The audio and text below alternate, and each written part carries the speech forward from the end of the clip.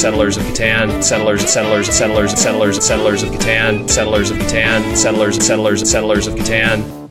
Hello and welcome to another episode of We're Not Wizards. My name's Richard. I'll be your host for May. Because it's still May. It's going to be the middle of May soon, isn't it? Isn't this year just going very, very quickly? Isn't it to the point you need to kind of grab every chance that you can with both hands in order to get some cardboard to the table? But what happens if you cannot get the ones that you love, the ones that you enjoy, round the table with you to have a game? If only there was some way to get rid of this horrific Jabberwocky, which is not being able to meet with your friends if they're far away from you. Maybe you need a Vorpal sword, or maybe you need a Vorpal board, because joining me from Vorpal Enterprises, I've got James Lang. Hey Richard, how you doing? I'm very, very good. I'm very pleased by that intro because you mentioned the Jabberwocky. So we have video here, so you could see me smile when you mentioned the Jabberwocky. So yeah, that's good. Every once in a while, not everybody knows it, but when you meet somebody who does, and they give you that look, and they say, "Oh yeah, I know what the Jabberwocky is. I know what Vorpal is." So that's cool. I'd like to point out I actually made sure it was in the introduction as well. So I score 10 points. Thank you very, very much for coming on. Oh yeah, no problem. Thanks for having me. I really appreciate it. It's exciting times because we are here to talk. We're here to talk a little bit about Vorpal Board, which is basically a way of allowing people to share physical games that they're playing over the internet through the medium of steady cameras and lovely little applications. So we're going to touch on that. But before that, I guess we should say hello to everybody who's out there. So hello, everybody. The reason that we do this is because if you enjoy something, just keep doing it as long as it's legal. And the other reason that we do this is because I like speaking to people, and Vorpal Board is an unusual concept, and I saw that a lot of people have been kind of talking about it, and I thought, well, if everybody's talking to James, then I better get him on so he can have a chat with me as well. So, but what we do like to do is we like to find out a little bit more about the kind of the person behind the kind of the cardboard, or in this case, the application. So I guess we want to have a little bit of the kind of look at the kind of, I guess, the programming of the past, before we jump into kind of like the bug testing of the present, and we look out at the gold version of the future. So, do you want to tell us a little bit? Tell us a little bit about yourself, about how you kind of got involved in the hobby in the first place, and and so on, as we would say. Sure, yeah. So I played a lot of tabletop games as a kid. I grew up kind of like in the Hero Quest generation. So yeah, thumbs up. That's right. Definitely. It was really kind of like we played a lot of that and like Dungeon. Dungeon with an exclamation point. And just, I had two brothers, and we played a ton of board games when I was young, and that sort of informed, I guess, my interests today.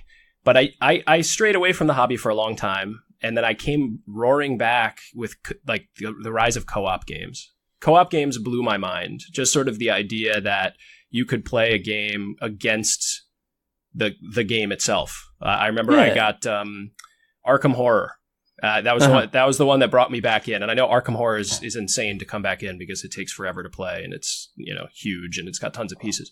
But I impulse bought it at a game store, and I started playing it with my wife, and then a year later I had like 30 games. It was just like an explosion. I'm seeing the Sean Bean kind of meme here, which is one that's simply not. Purchase Arkham Horror as their first board game. I know. It was a terrible decision. Seeing that kind of whole, it's not one of these things where if you're explaining to other people, I got this game. What is it? It's Arkham Horror. What do you do in it? Well. Right. Pull up a chair. Let me tell you about this game. I was thinking, I was still remembering the games of my past, right? So I was remembering I had played like a little bit of Pandemic, I'd played Settlers of Catan, and then I was like, okay, I'm equipped for this. No problem. I'll buy this game. I'll open it up. I got it, right? And then I'm like that. Yeah. Flexing. Right. Got dice over here, dice over there. Yep. What could go wrong? Nothing. I get home from the store, I open it up, and I look at the rule book, and I was like, oh my God, things are different than the last time I played any of these games. But I was extremely excited by it, just because I loved the idea of getting a group of people around the table and attacking a problem together, not necessarily playing against each other. I like versus games a little bit too, but the ones I like the best are when everyone's working together and strategizing. And so that led me to Zombicide, Imperial Assault, Descent, Gloomhaven. I just sort of rolled through every dungeon crawler co-op experience I could get my hands on. And now on to the latest one for me is Lord of the Rings, Journeys in Middle-earth. I don't know if you've touched on that one yet, but I've heard people marmite that one. Some people are saying it's absolutely fantastic, and some people are doing that thing where you've accidentally licked the back of a Nintendo Switch cartridge. Yeah. What's happened? I've just eaten bugs. Kind of thing. I've seen people they're not sure about it. I'm interested to kind of hear what it's kind of about. I mean, growing up, I mean, with you playing kind of like the kind of your hero quest of this world. So, I mean, the cooperative kind of stuff. So would you rather, when you were growing up, have played in a cooperative fashion with like your siblings then?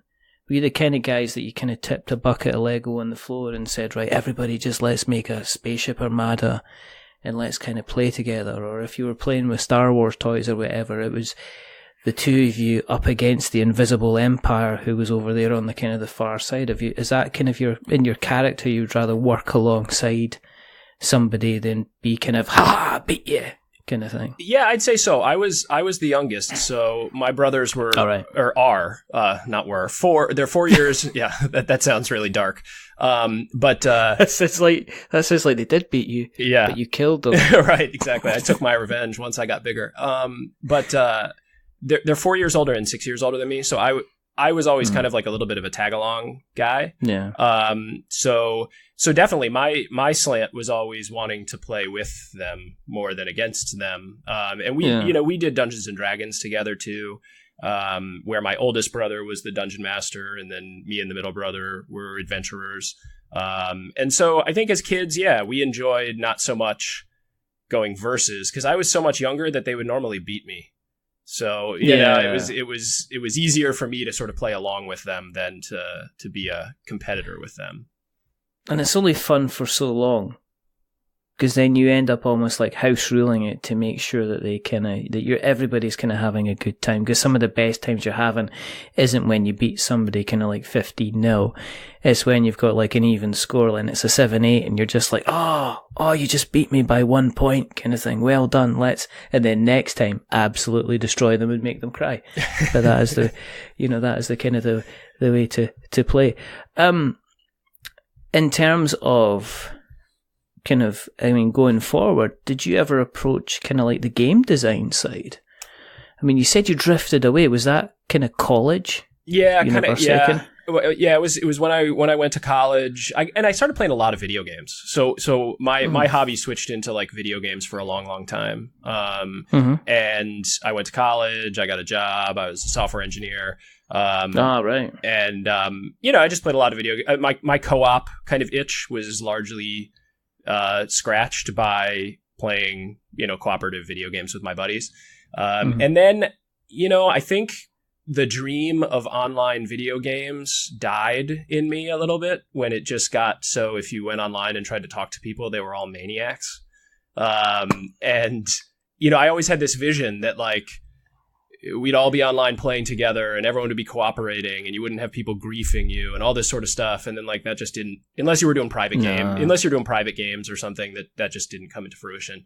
And so I think I just wanted to play with my little group, have an adventure, and not be necessarily bogged down by the issues that we were running into playing cooperative video games. I don't know. I'm not sure why I got pulled back into it, but yeah. I remember playing Burnout. I think was it Burnout on the Xbox? And I remember kind of falling into some kind of crew kind of thing that everybody kind of ended up at a particular time on Friday night.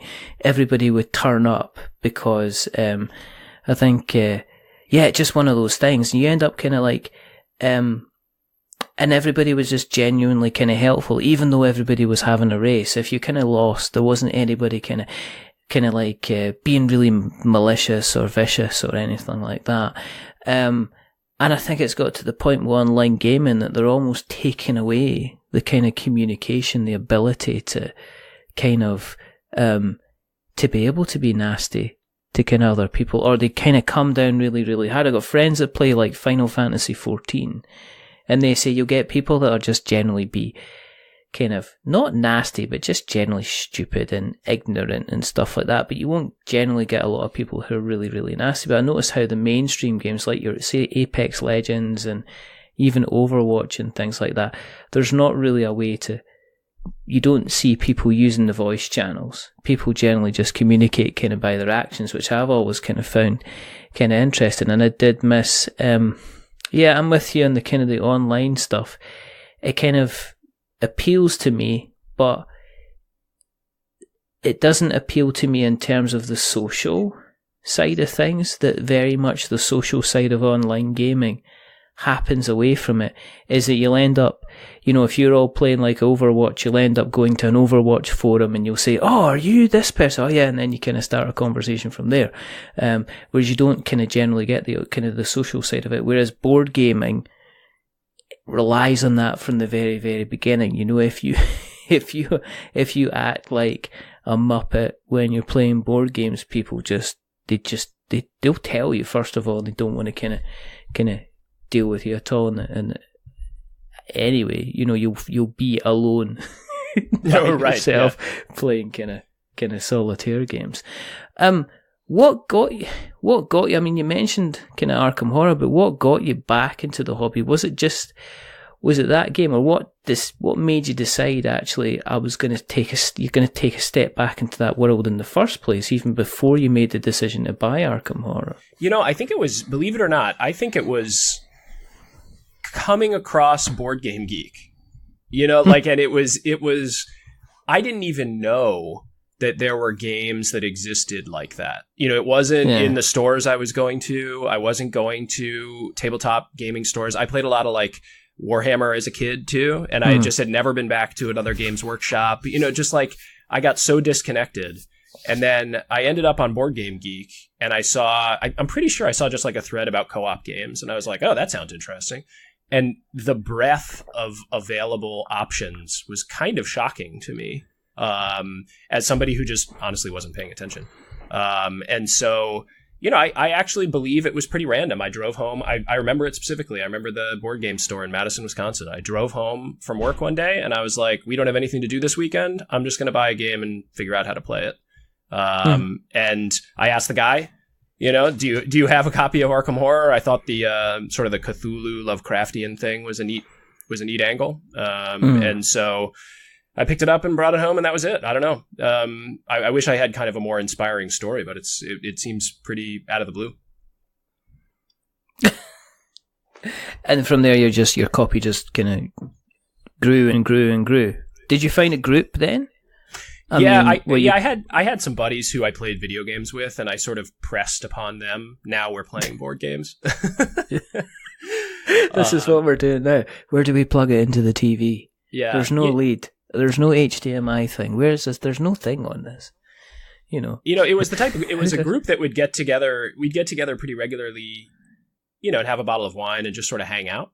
And I was living in Wisconsin at the time, which is a really cold area. So during the winter, you kind of just do a lot of like getting together and looking at each other and drinking. Yeah. And so having an activity that we could all do while we were doing that was, I think, the allure for most people. Was like, we're going to be getting together anyway.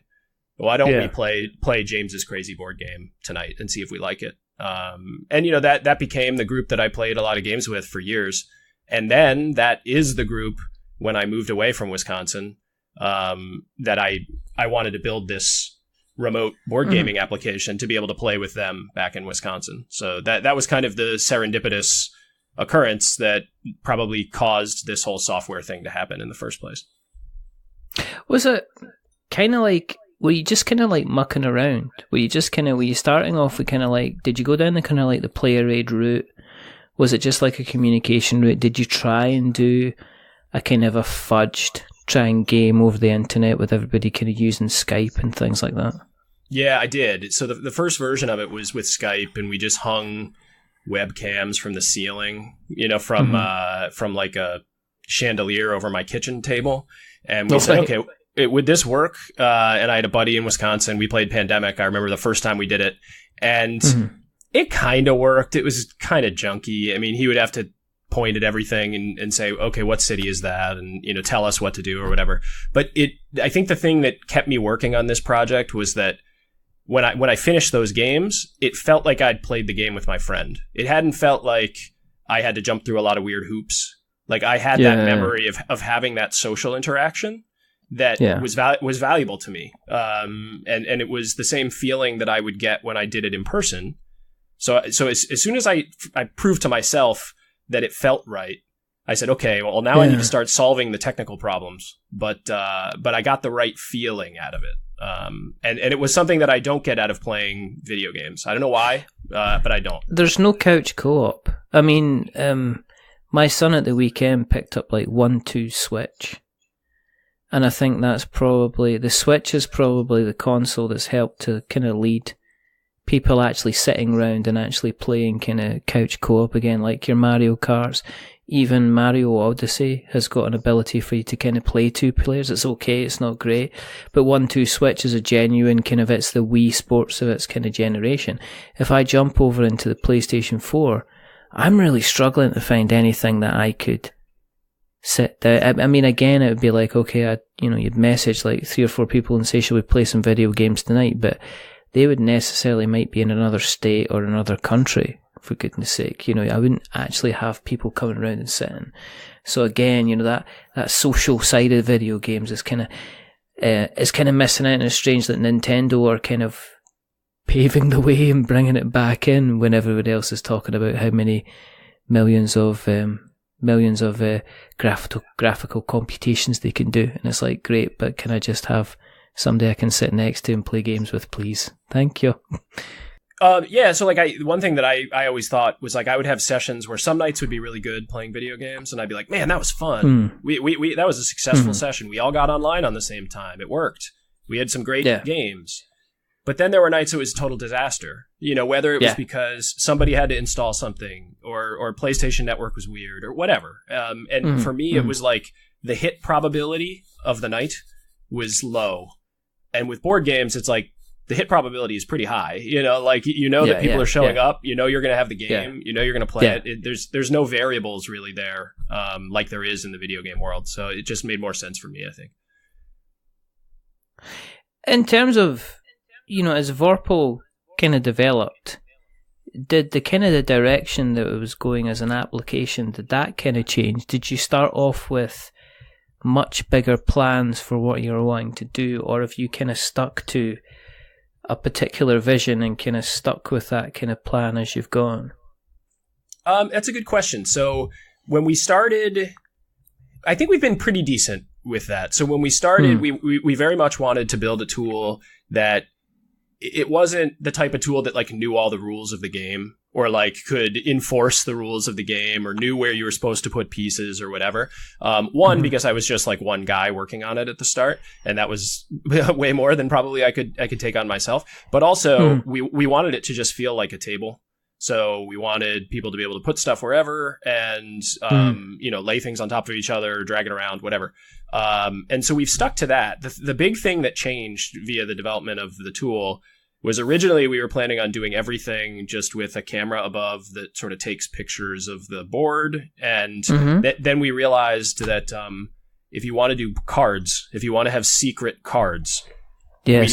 We need to come up with a solution for that problem. And so that was the whole direction for doing the card scanning box and being able to scan cards in face down and all that sort of stuff. So like, that was like phase 2, and phase 2 was a lot, I guess, more difficult doing all that development. And then building the product that we're actually kickstarting right now, the physical product that we're actually kickstarting. So the real shift from, I don't know, like where we started was all co-op games, nothing secret. And then we said, okay, we need to be able to support dealing out hands. We want to play Settler. If you want to play Settlers on this thing, you need to have secrecy. So that sort of, I guess, supercharged what we were thinking as far as like how the tool was going to work. So when you're playing, is it a bit of hybridization with, like, say, Tabletop Simulator? Because if I'm dealt a hand of cards, first of all, for people who, I guess we should maybe pull it back a little bit, but for people who are going to ask questions like, okay, if I've got Vorpal, everybody else has a copy of Vorpal. Do they have it on their phone? Do they have it on their tablet? Do they have it on their PC? Does it really matter? So the way that it works is the host would need to have a subscription to Vorpal, and they would need to have a cell phone running the app that physically does the streaming. So they'd mount that over their table, and we sell. We're kickstarting, as part of the Kickstarter is a mounting arm that holds the cell phone over the table, and then that cell phone starts taking very, very high resolution photos, so way higher than 1080p. We don't do video from the cell phone because we can get way better imagery. And when you're playing board games, quality is more important than frequency in terms of updating that image, because the board doesn't need to change every 30th of a second or whatever. No. And so everyone else, all the remote players, everything's done in the web. There's nothing to install.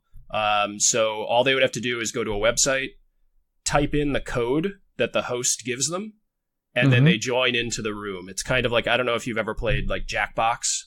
Like, it's kind of like that, where you can just go to a website, type in the code, and you're in the game. We're not going to require any of the remote players to have subscriptions or even have accounts, mainly because I know, as a person who tries to get other people to play board games with me, that if I were to tell you, and you're my friend, hey, do you want to use this weird system I bought to play a board game tonight? And by the way, you have to go sign up beforehand. And also you need to be a paying subscriber. Like, I want it to just be as simple as possible. I tell you, hey, go to this website, type in 1, 2, 3, 4, 5, and you're in the game. And so remote players are free. Our plan is to always have remote players free. The host would just have the subscription and then would have the hardware. And all the remote players would interact with the game in the website without having to, buy anything or pay for anything.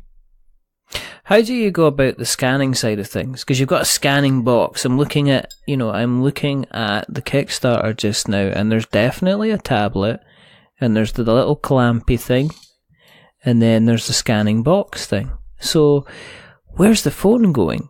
Because is the phone going in the scanning box, or the phone sitting above? I'm confused. All right, so that's a good question. So there's one phone that would be mounted to do the board stuff. That's the first one I talked about. If you're playing a game that requires secret cards, and therefore you want to use the scanning box, which kind of looks like a desktop scanner. It has a doorway on the top that opens up. It has a glass platform that you put cards on face down. You close the doorway. Underneath the scanner, so you slide into the scanning box, a second cell phone. Right. So you would need a second cell phone if you want to do secret cards. If you don't want to do secret cards and all you need to do is stream the board, you use the one cell phone. If you're playing a game where you can scan the cards in advance, you don't need to scan them while you're playing. You can do one cell phone. A great example, I play Gloomhaven on Vorpal Board, and we use one cell phone. I scan in my character's cards in advance, and then I just mount the camera over the board, and we're ready to go. So the only reason to need the scanning box is, let's say you're playing Settlers of Catan, which now is Catan, I guess. I'm old school. I call it Settlers. So you're not allowed to call it Settlers of Catan anymore. Yeah, they don't let you say that anymore. Just call it Catan. You're not allowed to even say that. Right. You have to watch this. I'm just going to say, if the Settlers of Catan police are listening into, I didn't say it. It was him. Okay, I can give you his address roughly. Can you fix that in post, Richard? Can you bleep that out and just make me say beep of Catan? I'm just going to have the intro just you saying it 15 times and putting a beat behind it. You know, Settlers of Catan. Settlers of Catan. You're gonna ruin me. This has been a terrible mistake. No, Settlers of Catan isn't a very good game. There you go. Everybody says it. Do you know what it is? Do you know what it's like? Yeah. Yeah. It's like having calamari for the first time. Mm. When you get calamari for the first time, Blows you think it's brilliant. It's amazing. It's like, oh my word, it's kind of like eating gristle, except it's slightly tasty. And look, there's the fish taste, and it's covered in this fabulous golden batter, yeah? Yeah. I don't know many people who continually eat calamari all the time, because after about the fifth time of eating calamari, you're kind of like, is there any other potentially ring fish-based products out there? Because this is not necessarily a good time. Because all it takes is one bad calamari and then you're off. And it's the same with Catan. If you have a bad game where nobody's want to trade with you, you want to go somewhere else. So this is, it's fine. It's a good gateway game. It's lovely. And they make an awful lot of money through Settlers of Catan. But get over it. It's, I played the video game version. I've never really been tempted to play the actual real version. It's not great, Yeah, so there you go. It was the first game I ever played that was in the non-classic category. A friend of mine was in Germany, and he came back from Germany with a copy of it. And I remember it. It was called Siedler de Catan or something. Siedler, and we called it Siedler. But that's just settlers in German, I guess. And really messed up there. Yeah, right. All the cards were in German, so we had to ask him to translate for us because he spoke German. And it felt like forbidden fruit. It felt like he had arrived on the shores of the United States with some secret game, and it blew our minds. We were in high school. I remember, we played it one weekend. I swear to God, we played it 50 times, And and it is kind of funny to think back now when I play it. Generally, I'm just kind of there's a lot of randomness to it. There's strategy here, but if you're right, if you have a bad time with it, it's just ugh. Hooray, more sheep. Yeah, a lot of sheep. Hooray, more sheep. Anyone want to trade sheep? No. Nobody wants your sheep. Take your sheep with you. Well, let's see if I can roll anything else apart from a 4 this time. Oh, hooray, a 4. Bah. So good. But in terms of applications for this, is Vorpal then the type of product that if I was, say, a new exciting designer developer and I wanted to take people through their game, if I said, okay, I've done my high-res printing, everything's on paper, I don't have proper 800 GSM cards for everything. However, I could lay my game out on the table, have it running, scanning the cards beforehand, and then all I would need to do like what a lot of people do in Tabletopia, is, do you want to preview the game, let's play the game.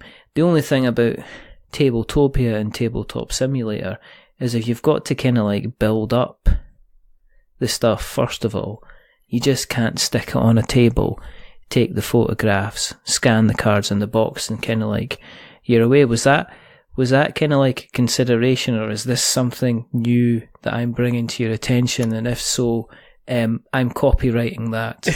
You mailed it to yourself before the show, so I do officially copyrighted. Yeah. It wasn't a consideration when we were originally working on it, but there's a local game designer group here in where I live in the Albany area of New York, and I would go and bring Vorpal and chat with the game designers generally, and kind of see their designs and just sort of hang out. And it became very clear to me that was an application for the system because they iterate a lot. So even before they have the nice printing stuff, they have junky printed stuff that has, fake art on it, and they want to be able to run that game, and to be able to test it is not easy. You have to get in person and all that sort of stuff. So I do have people who have backed already that are purely thinking of it as a design tool, which is neat, because I think of it more as a tool for me to play with my friends. But to think that it could be an actual tool that a designer keeps in their toolbox to use, makes me feel good that somebody could use it for, to kind of build some of these games. Yeah, no, I'm just thinking, I mean, Tabletopia is really, really good, but I can imagine Vorpal being something that's really, really quick. Right. To kind of set up, to say, okay, I got the printer, I've got the stuff printed today, it's in the mail, it's just arrived. When can we start playing then? Well, if you give me like 20 minutes, I got to scan in some of the cards, and then we're kind of good to go. Yep. There's a lot of cardboard Luddites out there. There's a lot of people that, get a bit afraid about technology. How do you deal with somebody who says, it's still, I don't like the digital stuff, I like it. I mean, why shouldn't I just, send my moves via the post to people? And also, that kind of, how have you overcome kind of that kind of there are certain people who will never be customers, right? Like, no matter what I do, like, they'll just say it's not for me, and that's fine. But the one thing I will say to people who maybe think I don't want to play games digitally, what we're trying to do is supply kind of the around the table feeling, because we have video. I didn't mention this, I probably should have, but we have video chat and audio chat inside the app, right? So it's almost like sitting on a Skype call while you're playing a board game inside the framework, right? And the thing that I guess I will say is for my usage, I use it a lot with remote players, and it gets me that feeling of hanging around and chatting and going on tangents and just sort of like having a good time playing a board game that I don't think a purely digital solution always does. And for me, it's about as close as I've been able to get that feeling other than physically sitting down at a table. And you see the actual cards, you see the actual minis, right? Like, if you're playing Gloomhaven, you actually see the real miniatures moving on the table as somebody moves them around, which for me lights up some sort of neurons in my brain that isn't lit up by looking at them as digital renders. And I don't know why. I don't know why that happens, but it feels realer to me when I'm looking at the photos instead of the digital stuff. Yeah, I mean, I've played a few games on D&D using Roll20. Yep.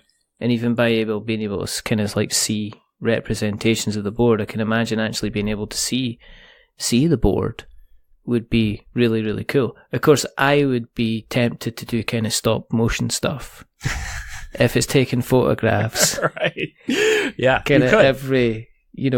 How often does it take in photographs? Is it every 30 seconds or something? Oh, no. We're shooting to have it be like 1 per second. 1 per second. Yeah, so it's updating quick. Wow. It's not it's not like it's waiting for a long time before it sends. But the benefit of doing that instead of trying to do video is like, imagine, we're far away from each other, right? Like, and imagine you tried to stream a 1080p video from your house to my house. Like, that's just not going to happen. But you could take photos at very high resolution and send them to me once per second, no problem. I don't think you want me to be taking high-resolution photographs of myself and sending them anywhere. I don't think that would be... Oh, man, I walked right into it. I don't think that would be a good thing. It does, it's fine here in prison, but it doesn't always kind of work well. And I'm saying that because what you can't see is there's nothing but a blank wall behind. I'm going to put a photograph up one day of the filming of the podcast wall so people can see, because I used to record in a cupboard and used to send people pictures of the games cupboard they were in, and now there's just a blank wall behind me with absolutely nothing. It does look like at all. maybe you're going to hold up a newspaper to prove what date it is, because you've been kidnapped and this is a video. It looks a little bit like that. I don't know. Isn't it? It's kind of like, we mean you no harm. Yeah. You know, the group of goldfish-loving people would like to extend their courtesy. We have captured your man. We are demanding you remove all the plastic from the ocean. Oh, we shall make him your own. No, don't. Take me down. Anyway, but apart from that, in terms of, okay, so as a software engineer, have you got to kind of like be able to kind of like say, right, let's stop tinkering? Or have you had to kind of draw a line and say, right, okay, we're going to be doing the release? Or are you still kind of like fittering away and kind of saying, oh, I need to improve this? Or has the Kickstarter led people, like, you know, to kind of approach you with kind of feedback and comments and stuff like that that's meant you're tinkering kind of more than ever? That's a good question. So we defined a scope, because in software, like any project, like scope creep kills you. So we defined a scope that we wanted to target for the Kickstarter. We have plans of what other cool stuff we might want to do in the future if we fund, because the model here is that we're able to keep working on this after the Kickstarter funds. That's the whole idea, right? But for the Kickstarter, we defined a scope. We have a closed beta in the area here in the Albany area. And so those folks are still using the tool, and there are things that they're coming up with that we're maybe adding to the future list or adding to the Kickstarter scope list, but not much. I think we kind of have a good sense of what we want to accomplish in the Kickstarter period. But the one thing I'll say is that I've actually been looking at a lot of, I don't know how much you pay attention to some of the weird kind of indie video games, but there are a lot of games that have come out recently that are card based. There's like a Slay the Spire, and is the one I've looked at the most recently. And they do a lot of cool UI elements for like card management that I'm more than willing to admit, like we're starting to crib some of that stuff for our future plans. Because representing a hand of cards and how to do that effectively and make it easy for the player to be able to interact with, those games do it very well. So that's kind of a source of inspiration for me personally. And then the beta users are great. You know, we get tons and tons of feedback from them because they're playing games that I wouldn't even thought to play on the system. And every time they do that, they come and they say, oh, I was trying to play Time Stories last night, and here's something I ran into that was painful. You know, and it's like, okay, well, we gotta solve that. So I know something that's painful with Time Stories, and it's not the obvious being sarcastic. It's what happens is when you play Time Stories for a week, you make a whole load of notes. Everybody gives the notes to one person, and then that one person isn't able to make the session the next week. Yeah. That was pretty sore. Yeah. Have you thought about doing a soundboard? As in, you know, if somebody goes up against, like, say they're going up in Gloomhaven or Hero Quest or something, and say they lose a fight, and you could have like a wow wow wow wow wow.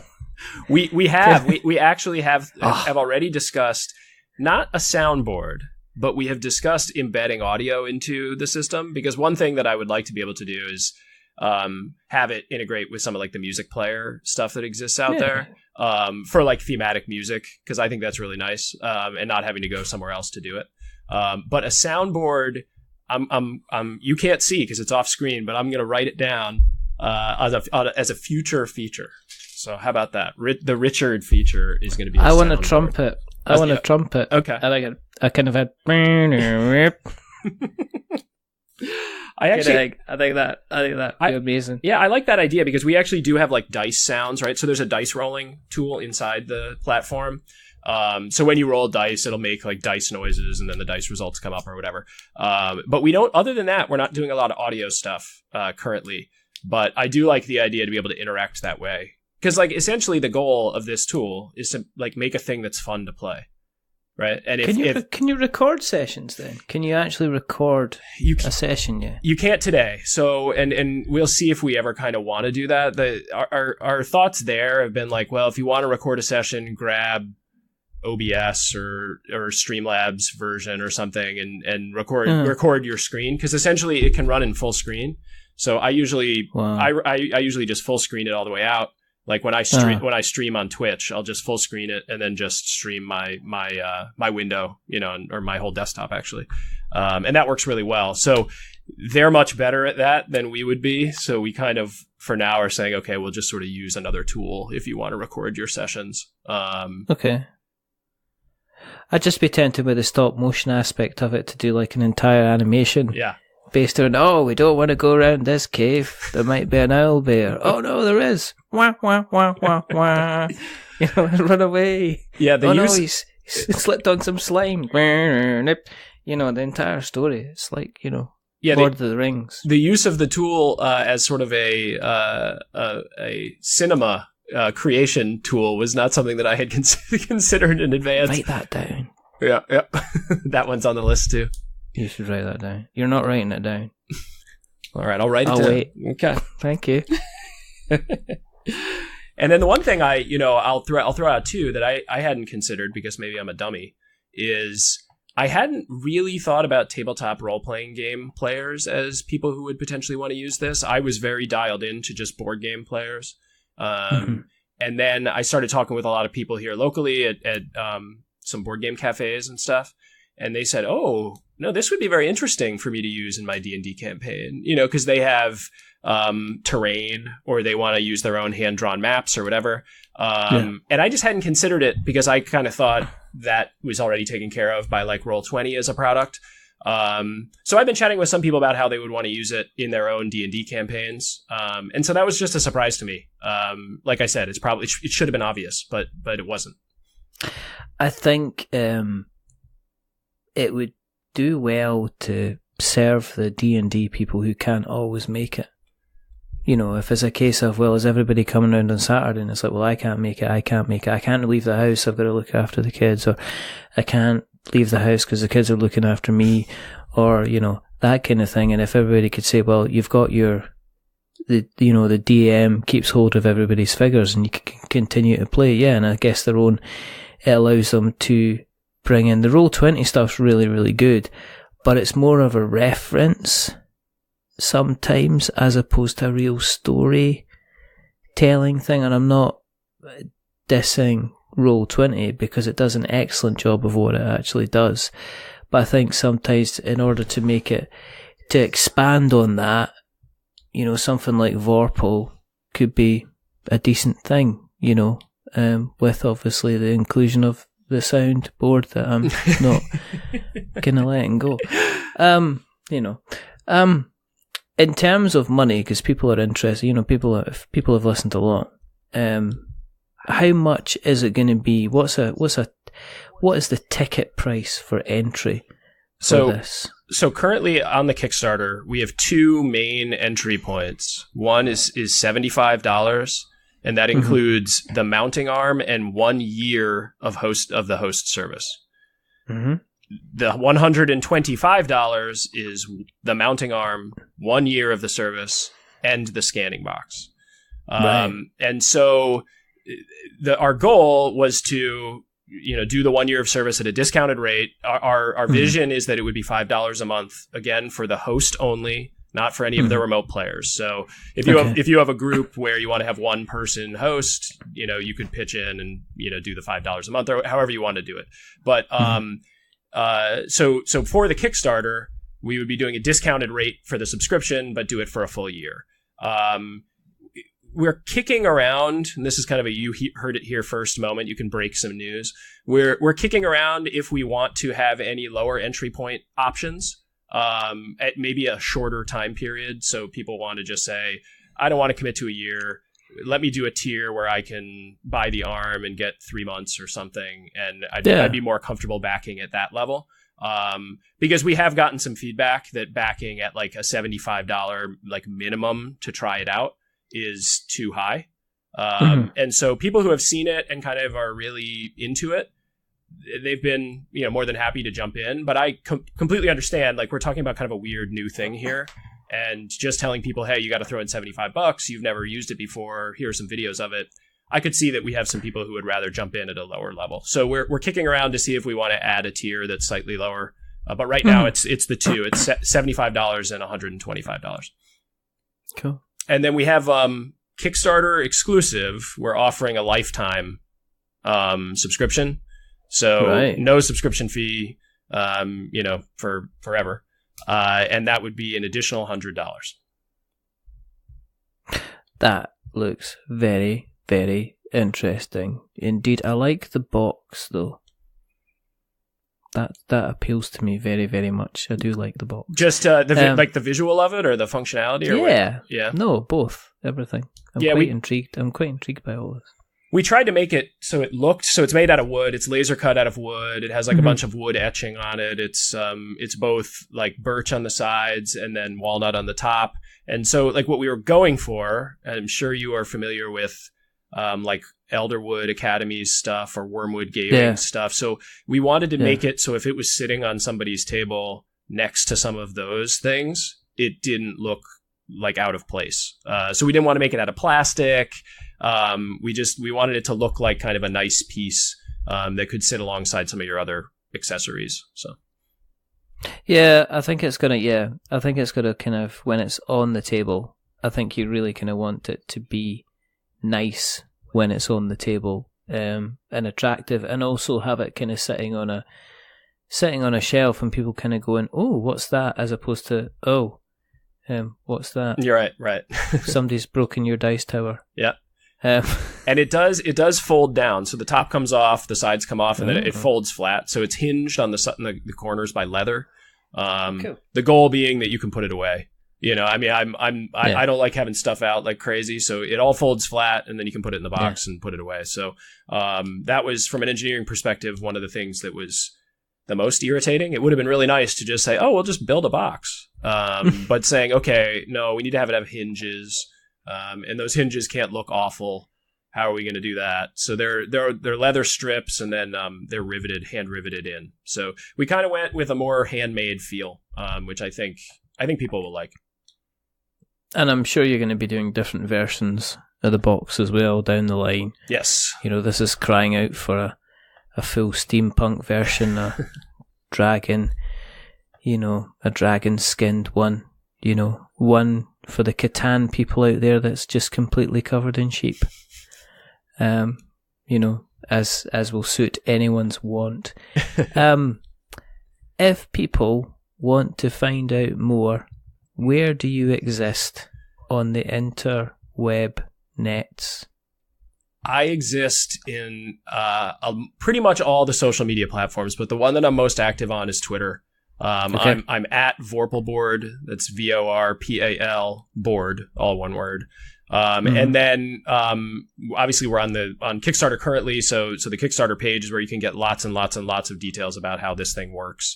But we do a lot of streaming on Twitch. So one of the big things we're trying to be is very transparent about how the system actually looks when somebody is playing it.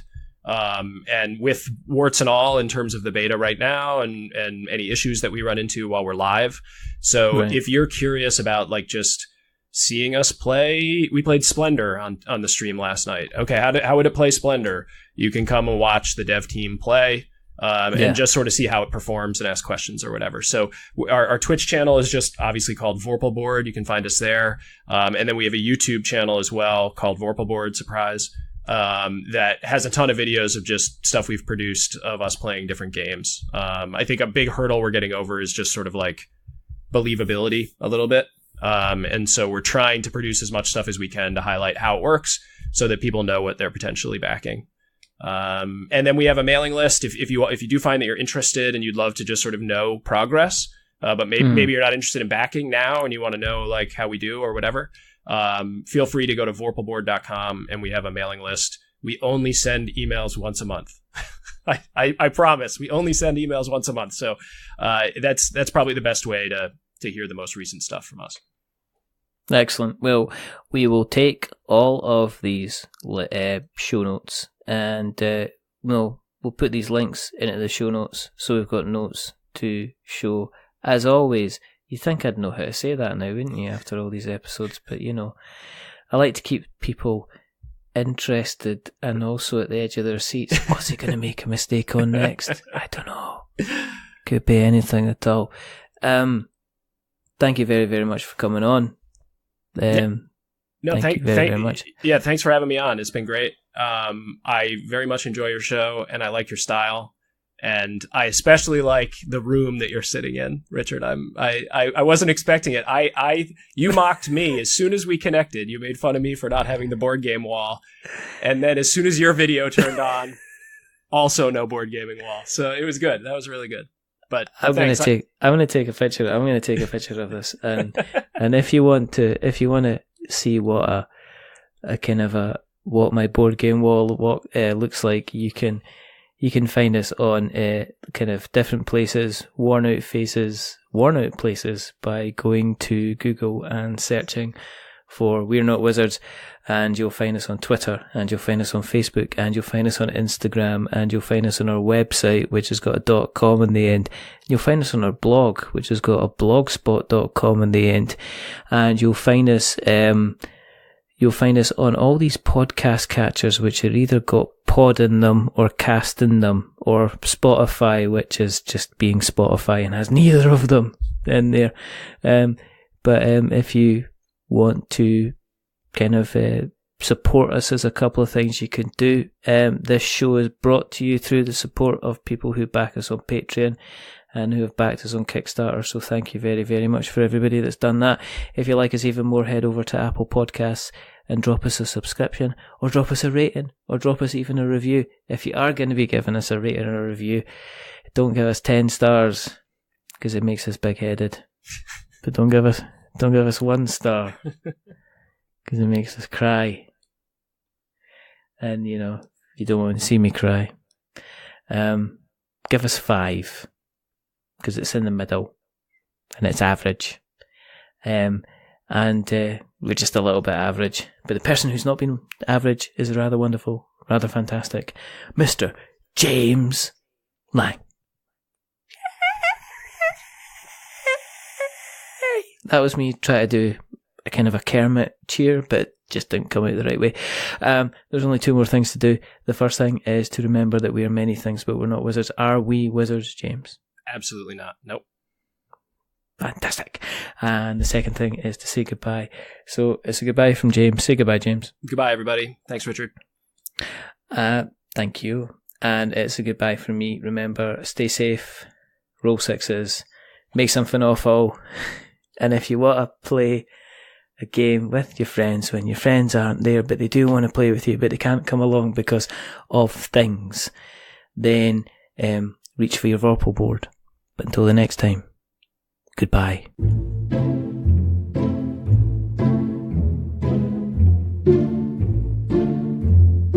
A wizard is never late.